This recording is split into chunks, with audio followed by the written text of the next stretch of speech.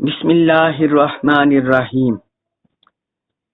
سب سے پہلے آج آپ کو سورۃ النساء کے جو ہم نے آیت نمبر 11 کے حصے پڑھے، اس میں اللہ تعالی نے اولاد اور والدین کے حصے بیان کیے، اور اس میں اصولی طور پر یہ فرما دیا للذکر مثل حظ الانثیین، کہ جو مذکر ہے، لڑکا ہے، اس کے لیے 2 لڑکیوں کے برابر حصہ ہے۔ بعض مستشرقین اورینٹلسٹ یا جو اسلام کے خلاف اعتراض کرتے ہیں، قرآن پر اعتراض کرتے ہیں، اللہ کی ذات پر اعتراض کرتے ہیں، وہ ان حصوں میں بھی اس طرح تقسیم میں اعتراض کر دیتے ہیں۔ وہ کہتے ہیں کہ عورت کو بھی مرد کے برابر حصہ دیا جانا چاہیے تھا، عورت کا حصہ کم کیوں رکھا گیا؟ بیٹی ہونے کی حیثیت سے، بہن ہونے کی حیثیت سے اس کا حصہ کم کیوں رکھا گیا، یا ماں ہونے کی حیثیت سے؟ یعنی جب ساتھ کوئی مذکر ہو، بیٹا ہو یا کوئی اور اولاد ہو، ساتھ مذکر اولاد، تو اس پر قرآن مجید کے حوالے سے اللہ کی ذات پر اعتراض کرتے ہیں۔ تو ان کا یہ اعتراض بالکل ناجائز ہے، اس میں کوئی صداقت نہیں ہے۔ یہ کل جو آیت پڑھی تھی باجی، میں اس کے بتا رہا ہوں ایک اعتراض کا جواب، اس میں کوئی صداقت نہیں ہے۔ یہ بات یاد رکھیے کہ جو زوجین میں، جو اللہ تعالی نے زوجین کے آپس میں رشتہ بنایا ہے، میاں اور بیوی کا، اس میں اللہ رب العزت نے اخراجات کی کوئی ذمہ داری عورت پر نہیں لگائی، بیوی کے ذمہ نہیں لگائی کہ وہ اپنے خاوند پر خرچ کرے گی، یہ اس پر کوئی لازم نہیں کیا، بلکہ اس کے شوہر پر ذمہ داری لگائی ہے کہ وہ اپنی بیوی کے، بچوں کے اور اپنے والدین کی کفالت کی ذمہ داری اس پر ہے، مرد پر۔ اور پھر یہ دیکھیے کہ بچوں کی کفالت، پرورش کی ذمہ داری، یہ بھی اللہ تعالی نے عورت پر نہیں رکھی، بلکہ یہ بھی خاوند پر ڈالی ہے۔ لہذا چونکہ مرد کے اخراجات عورت کی نسبت زیادہ ہوتے ہیں، اس لیے اللہ تعالی نے فطری طور پر اور مروزی حالات کے طور پر، زندگی میں جو حقیقت کے طور پر، اللہ تعالی نے اس کا حصہ زیادہ رکھا ہے، لڑکے کا حصہ لڑکی کی نسبت زیادہ رکھا ہے۔ ایک وجہ یہ ہے۔ دوسری وجہ یہ ہے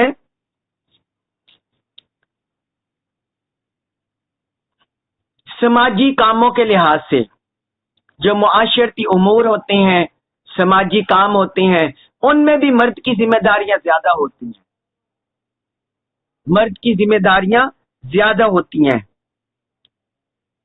وہ امام بنتا ہے، حکمران بنتا ہے کسی بھی علاقے کا، یا کسی بھی علاقے کا کوئی چیئرمین بن گیا، جس طرح آج کے دور میں یو سی کا چیئرمین بن گیا، پھر تحصیل چیئرمین بن گیا، ضلع کا بن گیا، پھر آگے ملکی لیول پر بن گیا، حاکم بن گیا، حاکم پھر قاضی بن جاتے ہیں مردوں میں، اور ملک کا جو دفاعی نظام چلانے کے لیے بھی مرد ہوتے ہیں۔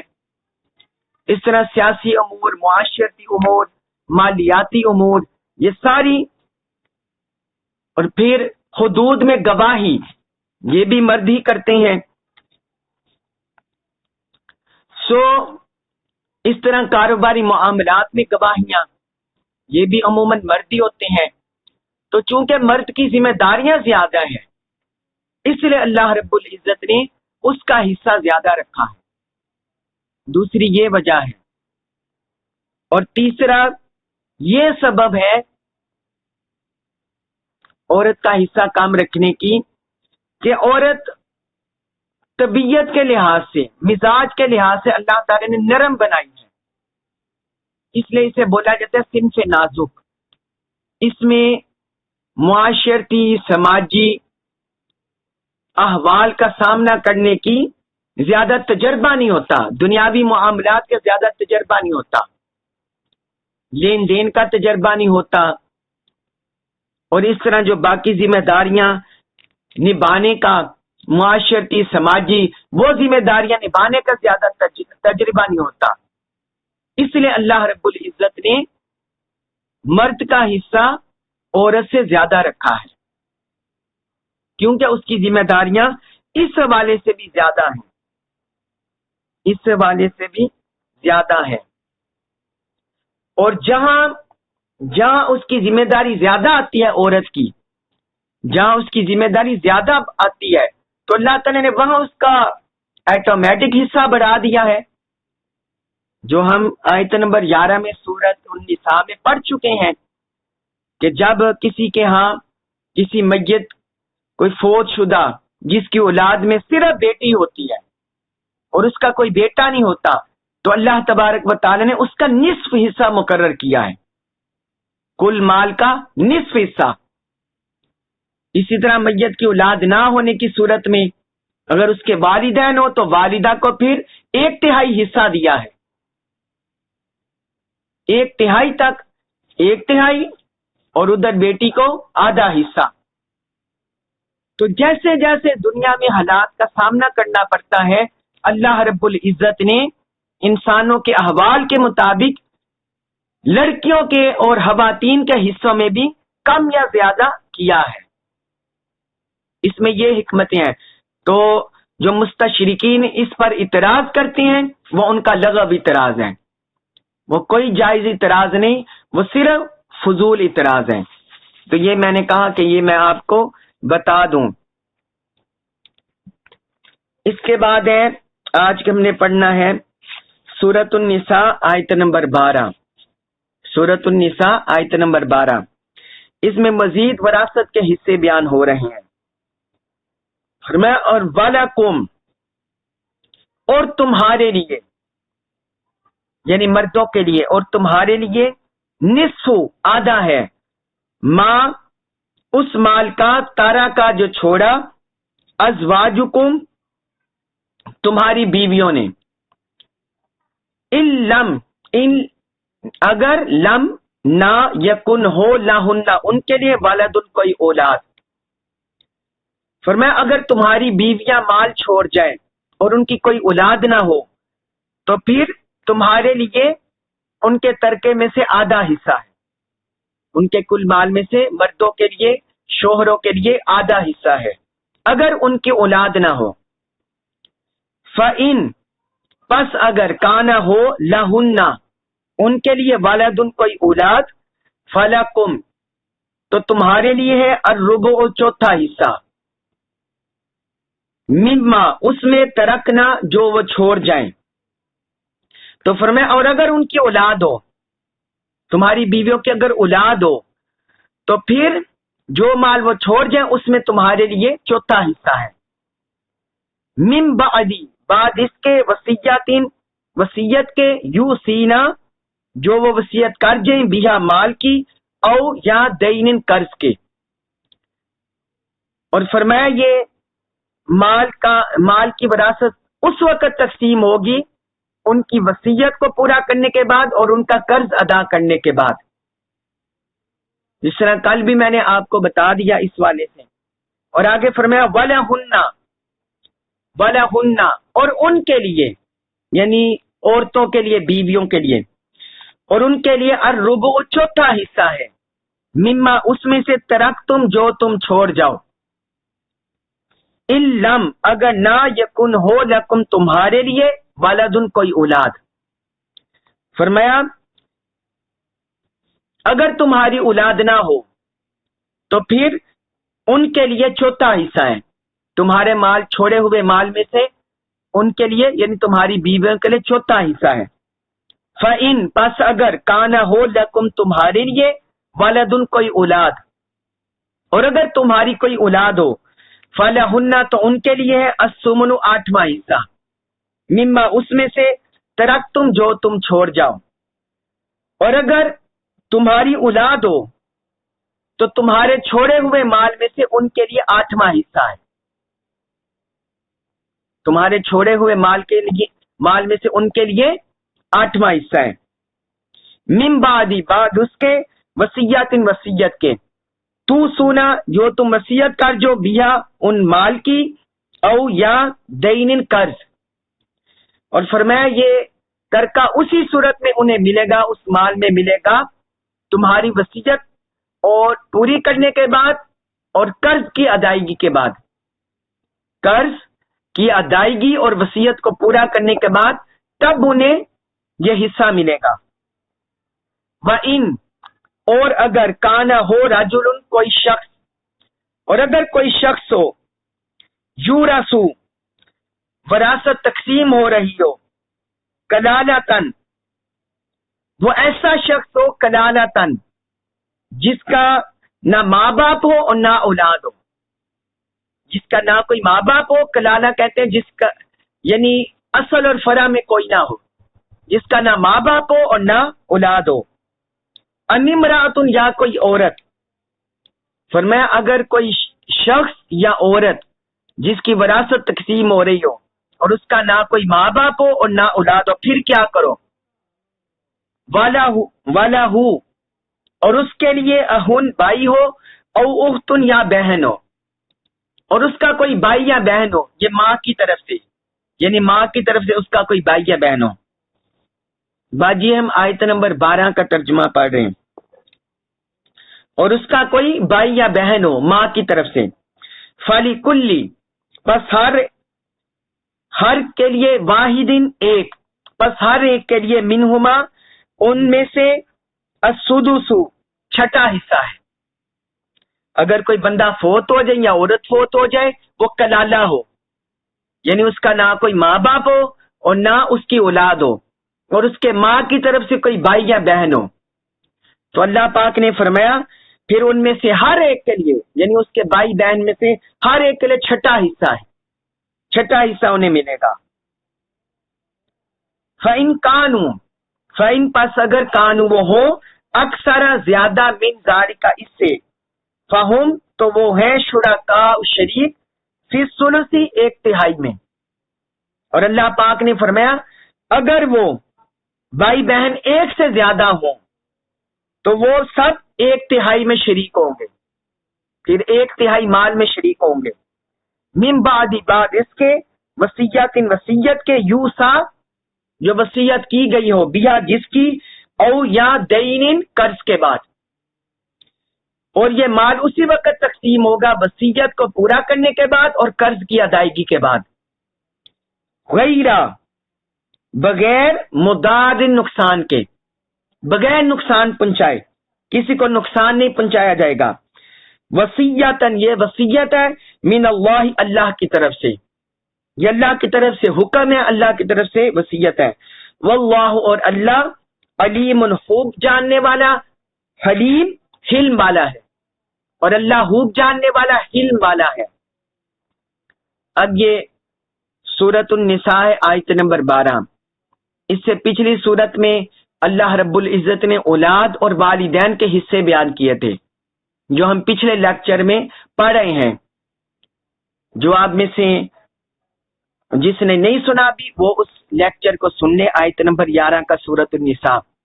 اس آیت مبارکہ میں سورۃ النساء آیت نمبر 12 میں اللہ رب العزت نے زوجین، میاں بیوی کے حصے بیان کیے ہیں، میاں بیوی کے حصے بیان کیے کہ ان کو کیسے حصے ملیں گے.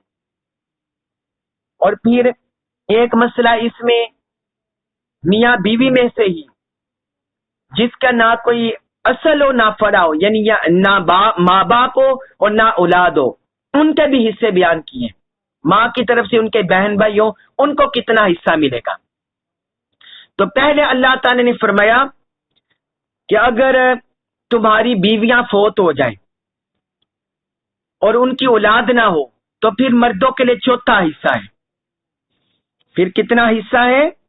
پھر مردوں کے لیے آدھا حصہ ہے، ان کے کل مال کا آدھا حصہ ہے. اگر ان کی اولاد نہ ہو اور وہ فوت ہو جائیں تو ان کے مال کا آدھا حصہ ہے مردوں کے لیے، شوہروں کے لیے. اور اگر ان کی اولاد ہو تو پھر فرمایا پھر تمہارے لیے چوتھا حصہ ہے. پھر مردوں کے لیے کتنا حصہ ہے؟ چوتھا حصہ. اگر اولاد نہ ہو آدھا حصہ کل مال کا، اور اگر اولاد ہو تو پھر چوتھا حصہ. اور یہ کس صورت میں تقسیم ہوگا؟ پہلے جو میں نے آپ کو بتا دے جو میت کے حقوق ہیں، جو پچھلے لیکچر میں نے آپ کو بتا دیے. میت کی تجہیز و تکفین، تدفین، اس کی وصیت اور اس کا قرض، دوسرے نمبر پر قرض، تیسرے نمبر پر وصیت، یہ پوری کرنے کے بعد پھر چوتھے نمبر پر مال کی وراثت تقسیم ہوگی. یہ شوہروں کا حصہ بیان کر دیا. اب آگے بیویوں کا بتایا. فرمایا اگر شوہر فوت ہو جائے، اگر ان کی اولاد نہ ہو تو پھر بیویوں کے لیے اس کے مال میں سے چوتھا حصہ ہے، اس کے کل مال میں سے چوتھا حصہ. مثلا 1,00,000 روپیہ اس نے چھوڑا، 1,00,000 روپیہ، تو چوتھا حصہ اس کا کتنا بنا؟ 4 پر تقسیم کر دیں تو چوتھا حصہ بنا 25,000. تو 25,000 اس عورت کو ملے گا، بیوہ عورت کو. اسی طرح 10,00,000 ہے، 10,00,000 کو 4 پر تقسیم کر دیں، چوتھا حصہ اس کے 2,50,000 آئے گا. اگر اولاد نہ ہو اس شوہر کی، اور اگر اولاد ہو تو پھر اسے 8واں حصہ ملے گا. پھر کتنا حصہ ملے گا؟ 8واں. پھر کل مال کو 8 پر تقسیم کر دیں تو جو 8واں وہ جواب آئے گا وہ اس کو ملے گا، وہ اس کا حصہ ملے گا. اور آگے اللہ تعالیٰ نے فرمایا یہ بھی کس صورت میں ہوگا؟ اس کا قرض کی ادائیگی اور وصیت پورا کرنے کے بعد. اور وصیت کل مال میں سے 1/3 تک وصیت بندہ کر سکتا ہے. کوئی بھی بندہ اگر وصیت کرنا چاہے، اللہ کی راہ کے مال، اللہ کی راہ میں خرچ کرنے کی وصیت کرنا چاہے، کوئی صدقہ جاریہ کی وصیت کرنا چاہے، کوئی اور فلاحی کام کی وصیت کرنا چاہے، اپنے کسی رشتہ دار کے لیے وصیت کرنا چاہے، کر سکتا ہے. اگر اس کا کوئی بیٹا فوت ہو گیا، اپنے پوتے پوتی کے لیے کرنا چاہتا ہے، کیونکہ براہ راست جب بیٹا فوت ہو جائے اپنے والد والدین کی موجودگی میں، والد کی تو پھر وہ براہ راست حصے دار نہیں بنتا، براہ راست حصے دار نہیں بنتا. تو اس لیے کوئی بندہ اگر اس کا بیٹا فوت ہو گیا وہ اپنے پوتے پوتیوں کے لیے وصیت کر سکتا ہے. اگر بیٹی فوت ہو گئی ہے، وہ غریب ہے، کمزور ہے، ان کے لیے وصیت کر سکتا ہے. نواس و نواسیوں کے لیے، ان کے لیے بھی وصیت کر سکتا ہے اگر اس کی زندگی میں فوت ہو گئے. اور اگر اس کی زندگی میں بیٹے بیٹی جتنے موجود ہیں وہ ضرور حصے دار ہوں گے، وہ حصے دار ہوں گے. چاہے مہینے بعد کوئی فوت ہو جائے، 2-4 دن بعد فوت ہو جائے، لیکن اس کی وہ بیٹا بیٹی اس کے وراثت میں حصے دار ہوں گی. ہاں زندگی میں اگر فوت ہو گئے پھر وراثت میں حصے دار نہیں ہوں گے. اور اگر وصیت کر کے جانا چاہے وہ 1/3 مال تک، 1/3 تک وصیت کر سکتا ہے.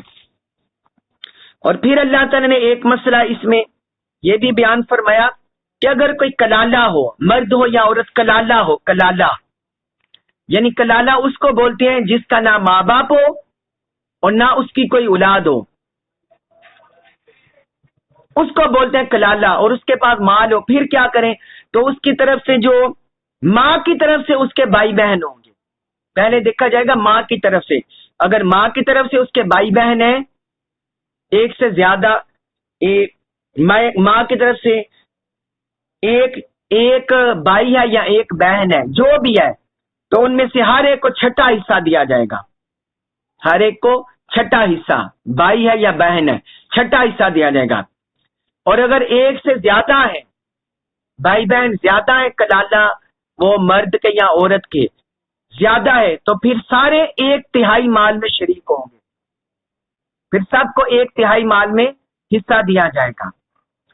یہ اللہ تعالیٰ نے بیان فرمایا. اور یہ بھی وصیت اور قرض کی ادائیگی کے بعد ہوگا. اور فرمایا غیر مدار، وارثوں کو کوئی تنگی نہیں پہنچائی جائے گی. یہ نہ ہو کہ کسی عورت کا شوہر فوت ہو جائے، اس کی بیوی کو کوئی تنگی پہنچائی جائے، اس کے بچوں کو تنگی پہنچائی جائے، یا کسی کی بیوی فوت ہو جائے اس کے شوہر کو تنگی تکلیف پہنچائی جائے، اس کو حصہ نہ دیا جائے. جس طرح ہوتا ہے نا کہ بعض اوقات کوئی عورت اپنے والدین کی طرف سے اس کو مال ملتا ہے لیکن اس کا شوہر معاشی لحاظ سے کمزور ہو تو بعد میں اس کے والدین یا کوئی اور رشتہ دار اس کا حق دبانے چاہیں تو رب نے فرمایا کسی کو نقصان نہیں پہنچایا جائے گا. اور فرمایا وصیۃ من اللہ، یہ اللہ کی طرف سے حکم ہے، یہ اللہ کی طرف سے حکم ہے. واللہ علیم حلیم، اور اللہ خوب جاننے والا، خوب حلم والا ہے. حلم کہتے ہیں کہ اگر کوئی کسی پر زیادتی بھی کر دے تو دوسرا اسے معاف کر دے، مظلوم معاف کر دے. تو چونکہ یہ انسانی لحاظ سے مانا ہے اور اللہ تعالیٰ پر معاذ اللہ کوئی ظلم نہیں کرتا، وہ تو پاک ہے. بندہ اللہ کی طرف تومن لگا کر اس طرح اشارہ کر کے بندہ اپنے آپ پر ہی ظلم کرتا ہے. لیکن اللہ پاک کی یہ صفت اس لیے ہے کہ اگر کوئی کسی سے کمی کوتاہی ہو جائے اور وہ اللہ سے توبہ کر لے تو اللہ تعالیٰ توبہ قبول کرنے والا ہے، وہ معاف کرنے والا ہے. تو یہ فرمایا. اس کے بعد ہے سورۃ النساء آیت نمبر 13. اس میں فرمایا تل کا، یہ حدود اللہ، حدود ہے اللہ کی، یہ اللہ کی مقرر کردہ حدود ہے. ومن، اور جو شخص یطیع، فرما برداری کرے اللہ، اللہ کی، اور جو شخص فرما برداری کرے اللہ کی ورسولہ، اور اس کے رسول کی صلی اللہ علیہ وسلم. فرمایا اور جو کوئی اللہ اور اس کے رسول کی فرما برداری کرے یدخلہ، وہ داخل فرمائے گا اسے جنات، ان بہشتوں میں، تجری، جاری ہیں، چلتی ہیں، من تحتہا، ان کے نیچے سے، الانہار، نہر.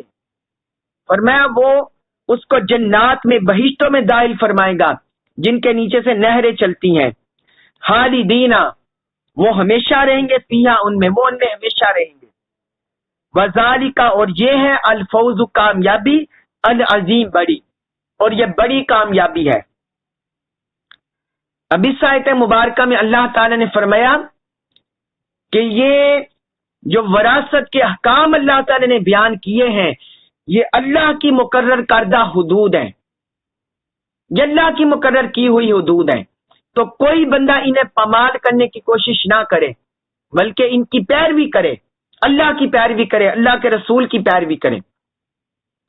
آگے فرمایا اور جو کہ اللہ اور اللہ کے رسول کی پیروی کرے گا تو وہ اسے جنات میں داخل فرمائے گا، بہشتوں میں داخل فرمائے گا، اسے کئی جنتیں عطا فرمائے گا،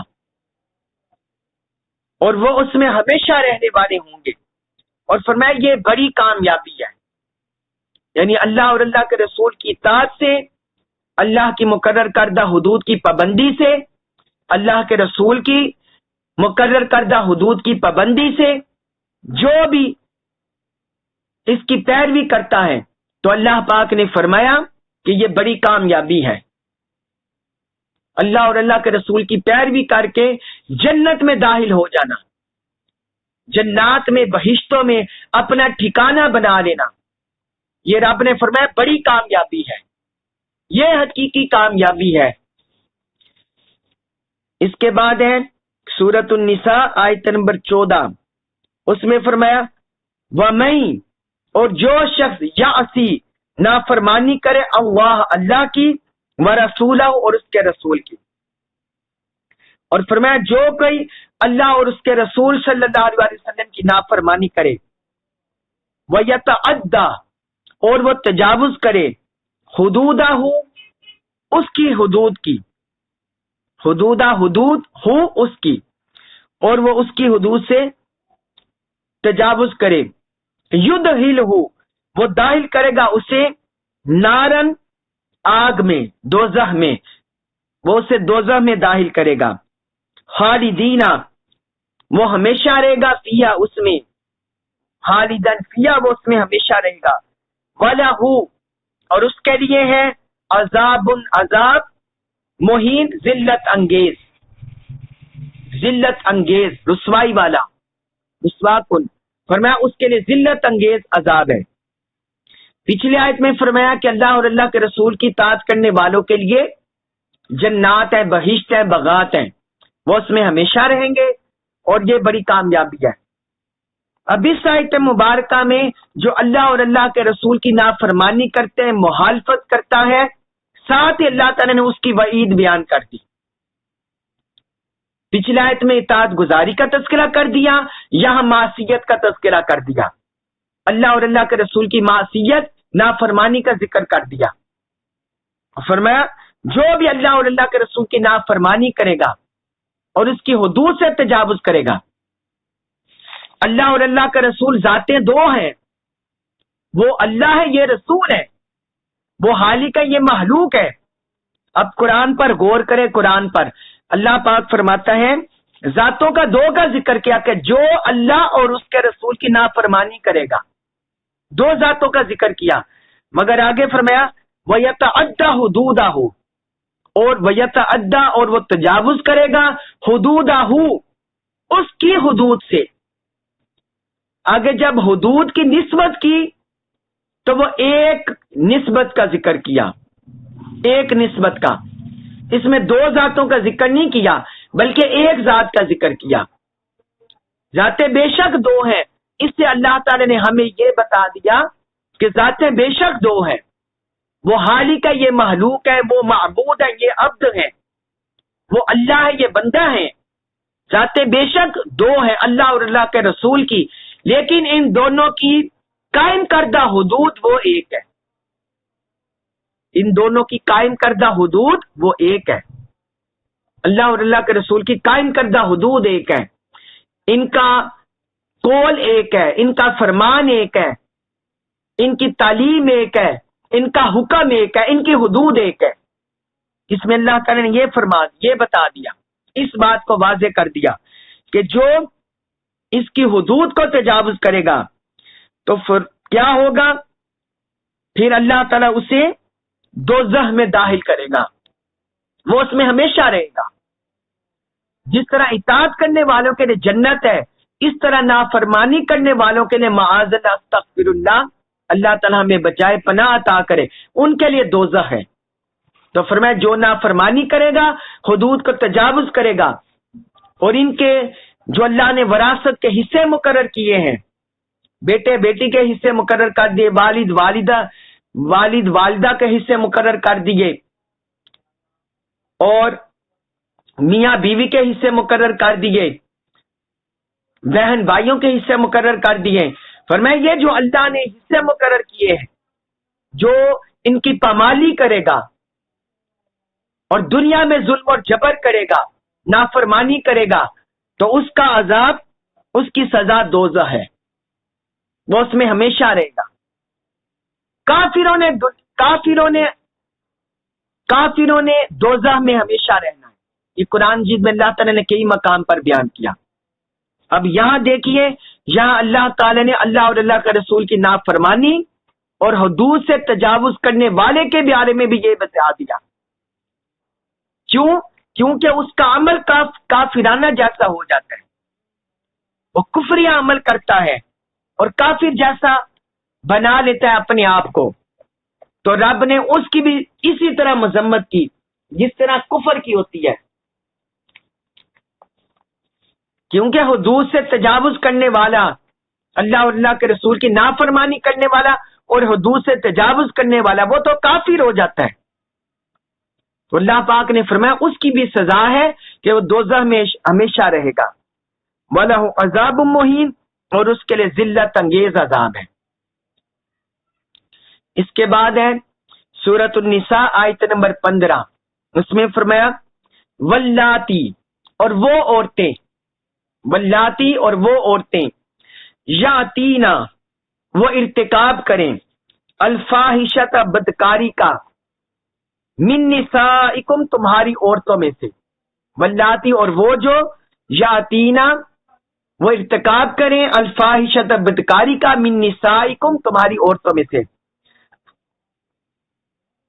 فرمایا تمہاری عورتوں میں سے جو بدکاری کا ارتکاب کریں، فاستشہدوا، تو تم گواہ بناؤ، فاستشہدوا، تو تم گواہ بناؤ، علیہن، ان پر، اربعۃ، 4، منکم، تم میں سے، تو تم ان پر اپنے لوگوں میں سے 4 مردوں کو گواہ بناؤ۔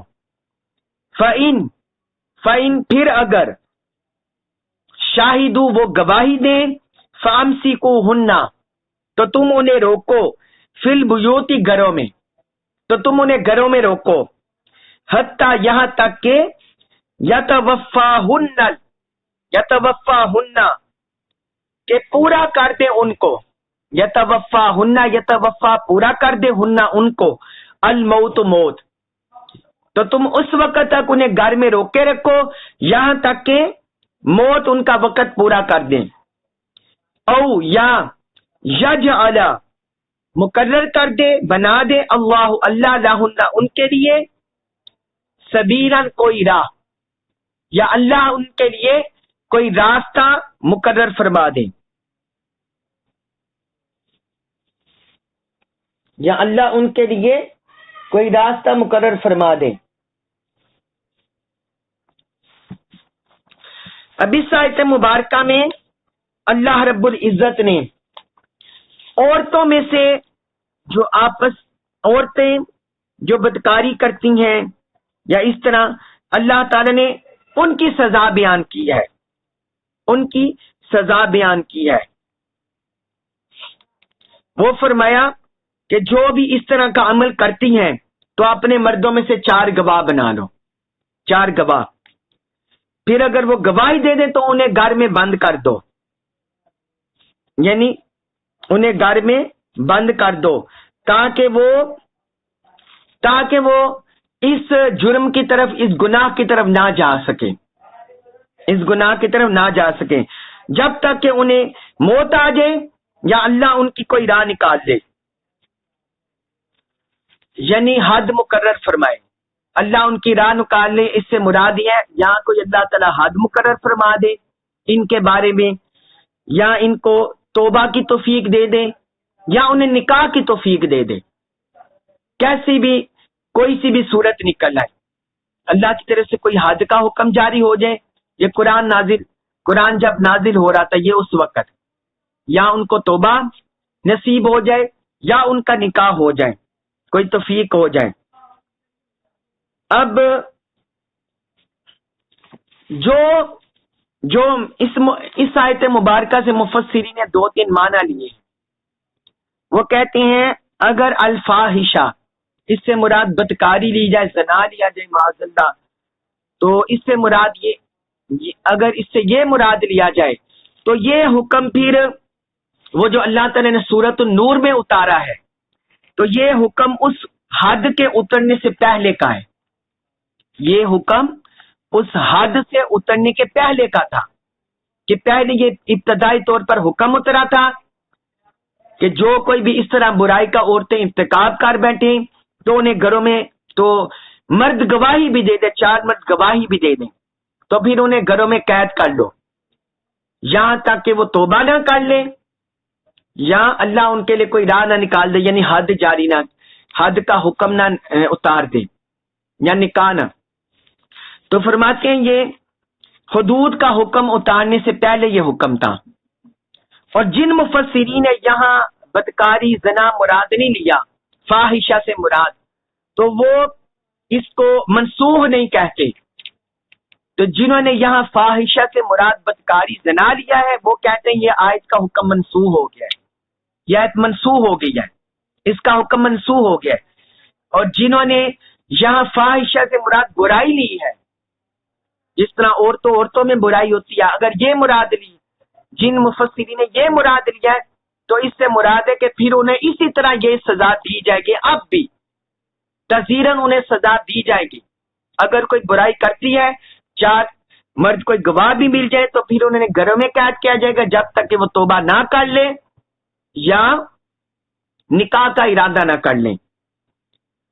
اور اس سے اگلی آیت میں اللہ تعالی نے فرمایا، اس سے اگلی آیت میں آیت نمبر 16 میں والذین، اور وہ دو والذین، اور وہ دو یاتیانہا وہ ارتکاب کریں اس کا، فاحشہ یعنی برائی کا، منکم تم میں سے، فآذوہما تو تم ان دونوں کو ایذا پہنچاؤ۔ فرمایا اگر تم میں سے، مردوں میں سے کوئی 2 مرد اس فاحشہ کا، برائی کا ارتکاب کر لیں تو تم انہیں اذیت پہنچاؤ، تکلیف پہنچاؤ. فَإِن پس اگر تابا وہ توبہ کر لیں، وَأَصْلَحَ اور دونوں اصلاح کر لیں، تو اگر وہ دونوں توبہ کر لیں اور دونوں اصلاح کر لیں، فَأَعْرِضُوا تو تم ان سے اعراض کرو، عنہما ان دونوں سے، تو تم ان دونوں سے اعراض کرو، سزا دینے سے گریز کرو. انا بے شک اللہ کانا وہ ہے توابن بڑا توبہ قبول فرمانے والا، رحیمن بہت مہربان نہایت رحم کرنے والا. بے شک اللہ تعالی بڑا توبہ قبول کرنے والا اور بڑا رحم فرمانے والا ہے. پچھلی آیت میں اللہ تعالی نے جو عورتیں آپس میں برائی کرتی ہیں ان کا ذکر کیا. اب اس آیت میں اللہ تعالی نے جو مرد برائی کرتے ہیں آپس میں ان کا ذکر کیا، اس میں مردوں کا ذکر کیا. حضرت حسن بصری کہتے ہیں کہ بدکاری کی سزا پہلے وہ کہتے ہیں کہ یہ تدریجاً سزا مقرر ہوئی تھی. بدکاری کی سزا اس کا حکم تدریجاً اترا ہے، جس طرح شراب کا حکم تدریجاً اترا، سود کی حرمت کا حکم تدریجاً اترا. اس طرح کہتے ہیں یہ بھی بعض مفسرین ہیں، ان میں حضرت حسن بصری بھی شامل ہیں، وہ کہتے ہیں یہ بدکاری کی سزا کا حکم بھی تدریجاً اترا، گریجولی اترا، یک لہت نہیں اترا. تو کہتے ہیں پہلے اس کی سزا تکلیف دینا، ایذا دینا یہ مقرر کی گئی تھی، پھر اس کی سزا حبس قید کرنا یہ مقرر کی گئی، پھر کوڑے مارنا یا سنسار کرنا، پھر یہ حکم اتارا گیا. پہلے ایذا دینا، تکلیف دینا یہ سزا، بعد میں قید کرنا، حبس یہ سزا قید کرنا، اور پھر تیسرے موقع پر کوڑے مارنا یا سنسار کرنا یہ حکم اترا. بعض مفسرین کا کہ یہ رائے ہے. اور لیکن اگر ہم اس کے بغیر بھی دیکھیں، اگر ہم ان دونوں آیتوں کو منسوخ نہ مانیں اور ہم یہ کہیں کہ یہ دونوں آیتیں اپنے اپنے حکم میں علیحدہ ہیں، اور کثیر مفسرین نے بیان کیا کہ یہ منسوخ نہیں ہے بلکہ یہ اپنے اپنے مضمون کے لحاظ سے دونوں جدا آیتیں ہیں، اور سورۃ النور والی جدا ہے. پچھلی آیت میں آیت نمبر 15 میں مراد ہے جو عورتیں آپس میں بدکاری کرتی ہیں، ان کی سزا اللہ تعالی نے تذیراً مقرر کی کہ انہیں قید میں رکھا جائے جب تک کہ وہ توبہ نہیں کر لیتی یا نکاح کا ارادہ نہیں کر لیتی. اور اس آیت میں یہ بیان اللہ تعالی نے تذیراً سزا مقرر کی کہ جو مرد آپس میں کرتے ہیں، برائی کرتے ہیں، جسے بولتے ہیں لواطت، جو مرد لواطت کرتے ہیں تو ان کے بارے میں حکم ہے کہ ان کو ایذا تکلیف پہنچائی جائے گی، یعنی انہیں جھڑکا جائے گا، جو بڑے ہیں ان کے گالی گلوچ دیں گے، انہیں ڈانٹیں گے، انہیں چھڑی سے مارنا پڑا تب بھی تعذیباً کریں گے، انہیں ضرب پہنچائیں گے. تو اس طرح انہیں سزا دیں گے تاکہ وہ یہ توبہ کر لیں، جس طرح اللہ تعالیٰ نے فرمایا فَإِن تَابَا پس اگر وہ دونوں توبہ کر لیں اور نیک ہو جائیں، فَأَعْرِضُ عَنْهُمَا تو پھر انہیں سزا دینے سے گریز کرو. تو اس آیت میں یہ بیان ہے لواطت کا، جو مرد سے کرتے ہیں برائی، اس کی مذمت اللہ تعالیٰ نے کی، تو ان کی تذیراً سزا کا ذکر ہے. یہ یعنی اللہ تبارک و تعالیٰ نے یہ انسانوں پر چھوڑ دیا ہے. کس پر چھوڑ دیا؟ یہ تذیراً سزا لواطت کی اللہ تعالیٰ نے انسانوں پر، مسلمانوں پر چھوڑ دیا ہے. وہ اپنے قانون کے مطابق کوئی سا بھی قانون بنا کر انہیں سزا دے سکتے ہیں. پھر فرمایا اگر وہ توبہ کر لیں، اصلاح کر لیں تو تم انہیں سزا دینے سے گریز کرو. ان اللہ کان توابا رحیما بے شک اللہ بہت توبہ قبول کرنے والا اور بڑا مہربان ہے. یعنی اللہ تعالیٰ پھر بڑا توبہ قبول فرمانے والے مہربان ہے، وہ بندوں کے گناہ معاف کر دیتا ہے. تو اے انسانوں، تم میں سے اگر کوئی گناہ کر بیٹھے ہیں، برائی کر بیٹھے ہیں، اور وہ توبہ کر لیں، اپنی اصلاح کر لیں، آئندہ نہ کرنے کا عزم کر لیں، وہ برائی کا پکی سچی توبہ کر لیں، تو پھر فرمایا کہ تم بھی انہیں معاف کر دیا کرو، تم بھی انہیں معاف کر دیا کرو۔ توبہ کے بارے میں اگلی آیات بھی بڑی تفصیلی آ رہی ہیں، وہ ہم انشاءاللہ تعالی اگلے لیکچر میں بیان کریں گے۔ اللہ تبارک و تعالی ہمیں قرآن مجید کا کما کو فہم نصیب فرمائے، اللہ پاک ہمیں اپنی اور اپنے حبیب کی اطاعت نصیب فرمائے، اور اپنے رسول صلی اللہ علیہ وآلہ وسلم کی معصیت نافرمانی سے پناہ عطا فرمائے۔ آمین ثم آمین، وما علی الا البلاغ المبین۔